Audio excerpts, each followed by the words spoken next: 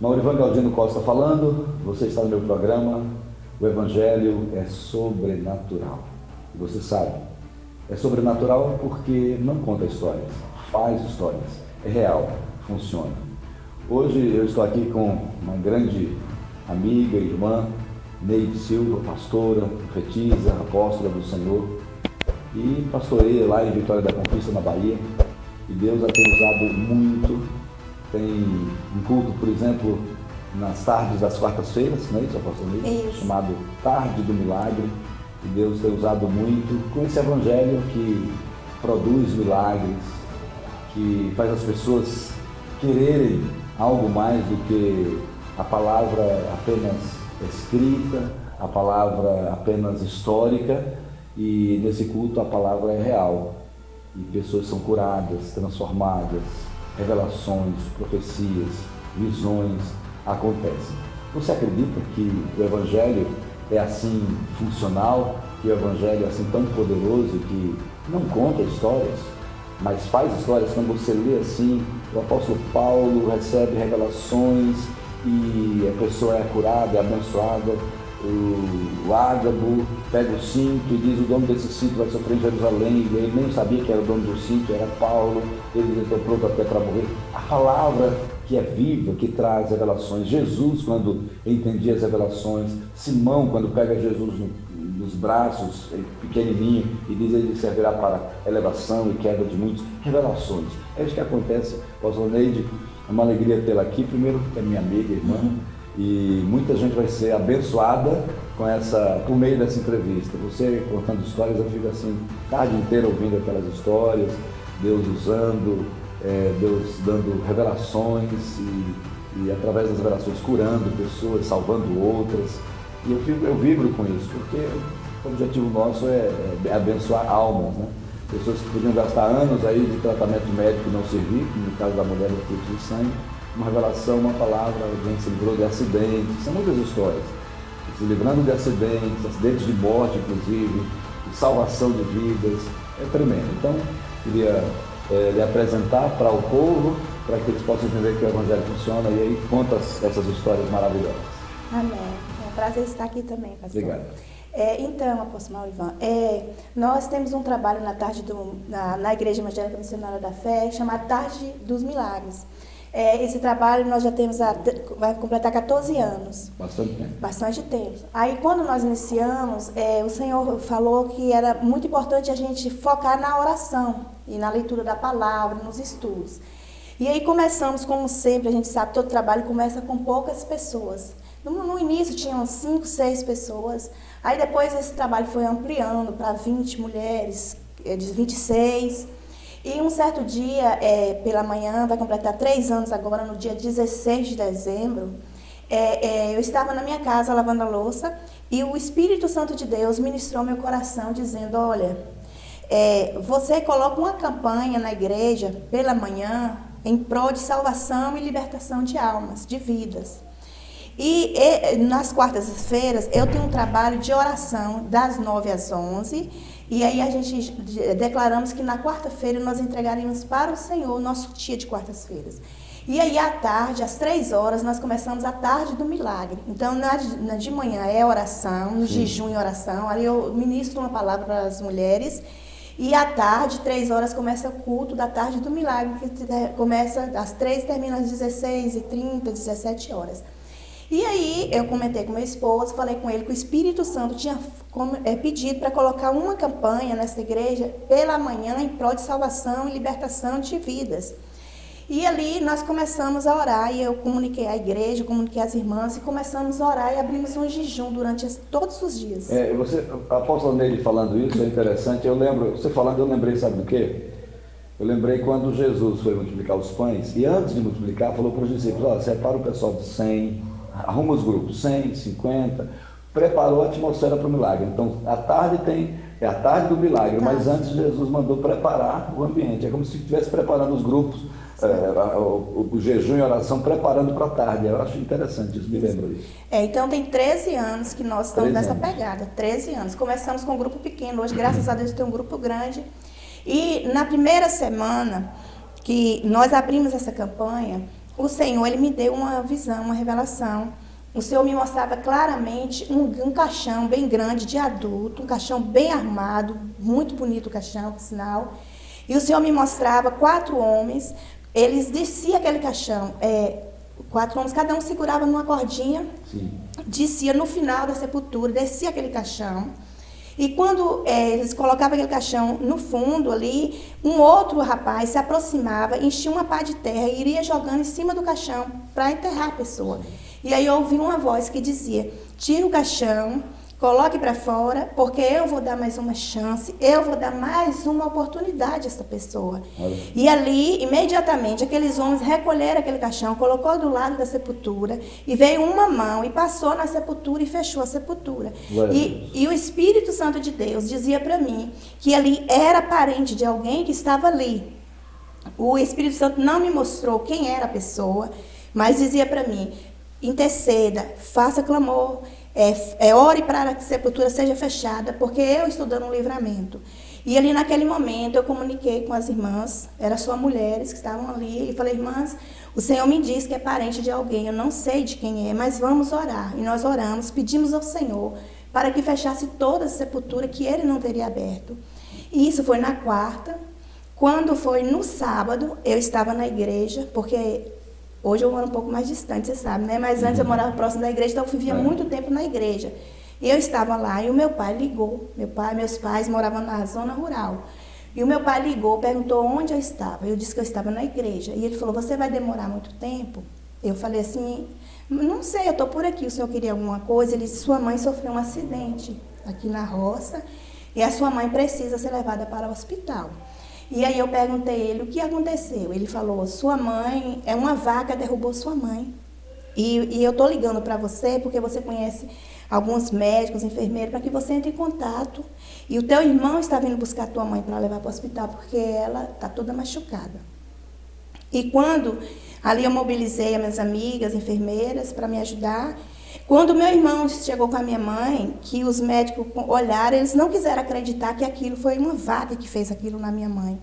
Então, o que aconteceu? A minha mãe disse que umas vacas que meu pai tinha estava presa no curral, e ela resolveu abrir a porteira para que as vacas fossem beber água. Quando ela puxou uma porteira, a porteira que ela recostou na cerca e puxou a porteira, ficou junto dela. Todas as vacas foram saindo. Quando for a última vaca estava parida, muito brava, veio e imprensou ela contra a cerca. E ela imaginou que se ela segurasse no chifre da vaca, a vaca iria soltar ela. Quando ela segurou, a vaca arremessou ela e jogou ela longe. E aí ela caiu. E o interessante também é que meu pai tinha um funcionário, que esse funcionário do meu pai, ele plantava capim muito longe. E nesse dia, o meu pai disse para ele: você não vai para longe, você planta capim em volta do curral. Tudo isso a gente vê o livramento de Deus, Deus cuidando. E quando a minha mãe caiu, ela não caiu desacordada. Ela gritou para o rapaz, e ele era pequenininho, tinha o apelido de Chaveirinho. Chaveirinho, me socorre.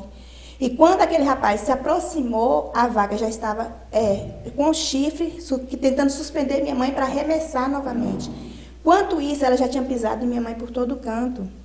Pisou nas pernas, pisou na barriga, pisou no seio, pisou nos braços, com as patas. Minha mãe ficou irreconhecível. Tanto que os médicos diziam assim: eu não acredito que foi uma vaca que fez isso com a sua mãe. Mas ela dizia que foi a vaca e tinha testemunha que foi. E o mais interessante no milagre é que não quebrou um osso da minha mãe. Um osso não quebrou.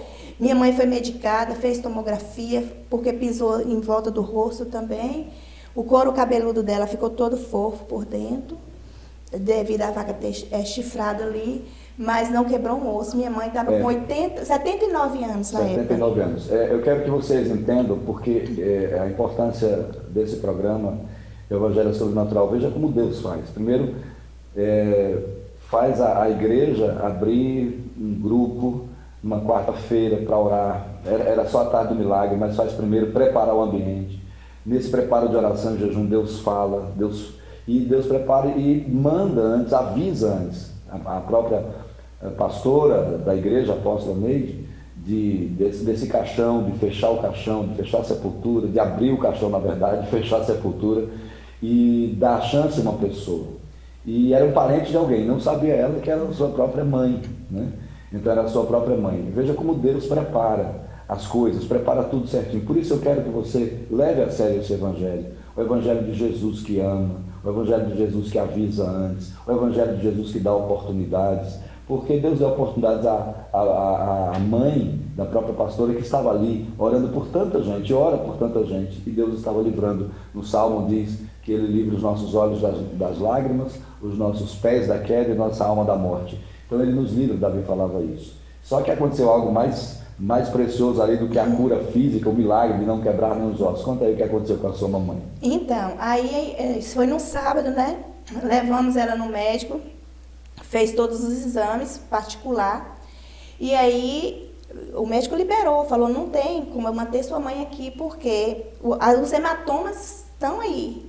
A gente vê que realmente ela foi bem machucada, não quebrou nenhum osso, fizemos vários raios-x, não quebrou nada. E aí liberou para casa, e a minha mãe ainda não era evangélica. Ela praticava o catolicismo, ela ia como uma pessoa normal, ia na igreja, mas ela não tinha visitava. Ela não tinha uma aliança com o Senhor. E aí quando foi no dia 17 de dezembro, isso aconteceu no dia 16, no sábado, no dia 17, ela resolveu ir para a igreja comigo. E como o Senhor tinha dito que estava dando mais uma chance, uma oportunidade, eu ali contei para a igreja e contei o testemunho que Deus tinha feito na vida da minha mãe. E quando, no final da mensagem, a minha mãe aceitou Jesus, para a honra e glória do Senhor. Isso é tremendo, eu até fiquei brincando, dizendo que essa é a vaca evangelística, né? A vaca termina evangelizando a mamãe da apóstola Neide, mas não é a primeira vaca que evangeliza, não. Eu conheço outra história de outra vaca, que disse que estava uma vaca, um touro, na verdade não foi uma vaca, foi um touro bravo na rua, numa ruazinha de uma cidade pequena, o interior começou a correr atrás de um homem, o homem corria e não tinha nada aberto, o único lugar aberto era a igreja. Ele entrou, estava fazendo uma peça, aceitou Jesus. Então, foi um touro evangelista. Uma vaca evangelista. Mas, apóstolo Neide, conta outras histórias aí de Deus dar revelações e livramentos através das revelações. Eu sei que teve muitas, né? Continue aí. Então, temos uma recente agora, terça-feira agora, anterior, completou 15 dias.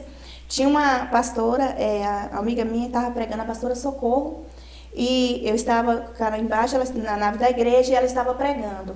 E aí, antes dela terminar de pregar, o Senhor me deu uma visão. E nós temos vários irmãos, né? Mas falar desse irmão Jorge, que o senhor conhece, ele é pintor, né? Sim. E ele viaja muito. E ali, Deus me deu uma visão. Eu via o irmão Jorge numa direção de uma pista, e eu via claramente quando um pneu do carro dele voava, e o Senhor me mostrava o carro dele capotando várias vezes ali. E ali, em seguida, a irmã já terminou o culto e já deu a bênção apostólica. E ali eu falei, meu Deus, eu tenho que orar, eu preciso orar. E ali eu subi correndo no púlpito e falei, irmãos, calma aí, espera um pouquinho. E aí peguei o microfone e perguntei, o irmão está por aqui? E ele levantou a mão, estou aqui, pastor. E eu disse para ele, olha, meu irmão, Deus me deu uma visão. E contei a visão e eu falei, olha, eu não entendo de peça de carro, mas Deus está dizendo, manda olhar o seu carro. Manda olhar porque Deus está te dando um grande livramento de acidente. E no intermédio da minha casa, da igreja até a minha casa, quando eu cheguei, ele me mandou 3 áudios que a irmã dele tinha enviado para ele no dia anterior, chorando, pedindo para que ele vigiasse muito, porque ela tinha tido um sonho com ele, que ele capotava o carro e que ele falecia. E que várias pessoas chegavam perguntando por ele, que ela dizia, o velório está sendo na rua São Roque, lá no Guarani mesmo, e que viu o caixão saindo. Olha. E foi tão interessante que ele me mandou esses áudios e falou, olha, apóstolo, amanhã cedo eu vou levar o carro para arrumar, para dar uma olhada, para ver o que é.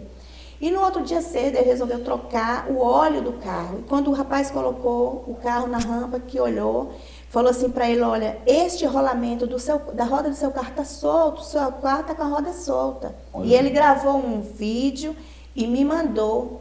E ali o rapaz falou para ele, leva esse carro para a oficina. E quando ele desceu o carro, que ele levou o carro para a oficina, tirou da rampa e levou, eles ficaram impressionados, porque ele mesmo me mandou o vídeo dizendo que pegava assim na roda do carro e estava solta para lá e para cá. Então Deus deu um livramento de morte, de acidente para aquele irmão. Inclusive ele tinha que viajar naquele dia, um dia anterior, um dia antes, naquele dia ele teria que viajar e não deu nada certo dele viajar. Então, Deus deu um livramento de morte também para aquele irmão. E ali o rapaz trocou o pneu, tirou, arrumou tudo.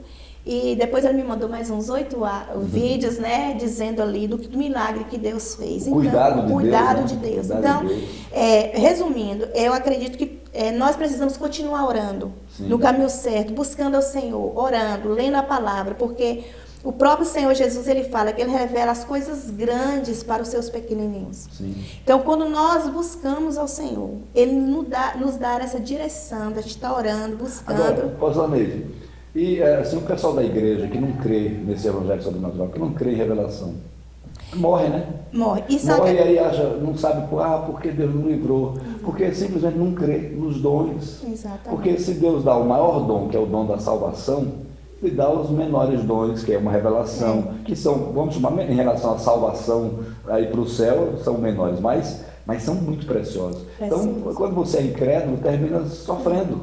E a importância de estar nos cultos. Sim. De não faltar cultos. Porque assim, esse era um culto de terça-feira.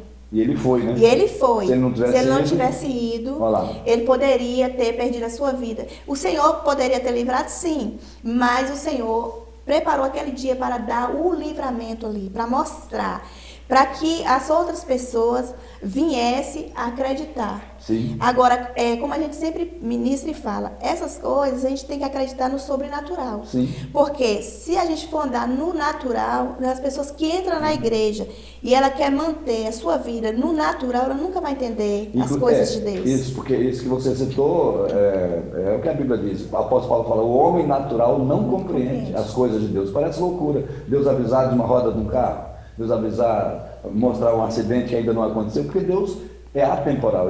Nós temos passado, presente e futuro. Deus não, Deus sabe tudo. Então, apóstolo, essa campanha, voltando lá na campanha, sim, quando o Senhor falou que era para colocar por livramento, livramento, cura, transformação, então foi assim, do início até o final, Deus dando livramentos de morte. E aí, em seguida, na próxima semana, Deus já me mostrava eu entrando no hospital, eu acompanhando alguém queimado.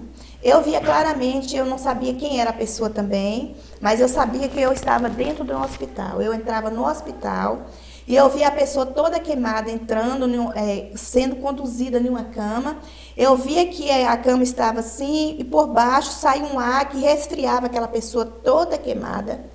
E ali eu disse para as irmãs, vamos orar. Deus me disse que é parente de alguém aqui. Sempre assim, o Senhor nunca mostrava quem era a pessoa, mas o Senhor me dizia, é parente de alguém.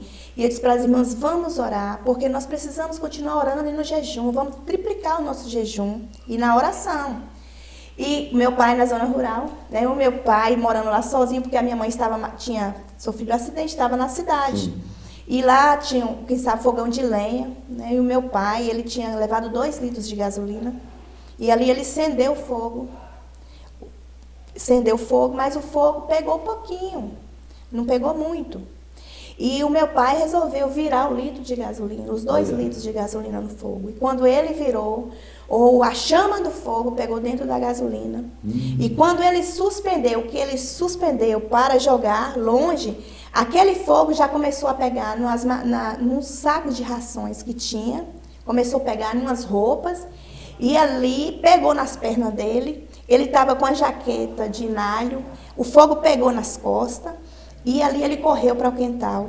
E eu sei que o fogo queimou quase a metade da sala, da cozinha, queimou umas peças de madeira que tinha, queimou os sacos de rações todo que tinha, queimou as peças de roupa que estavam em cima todo.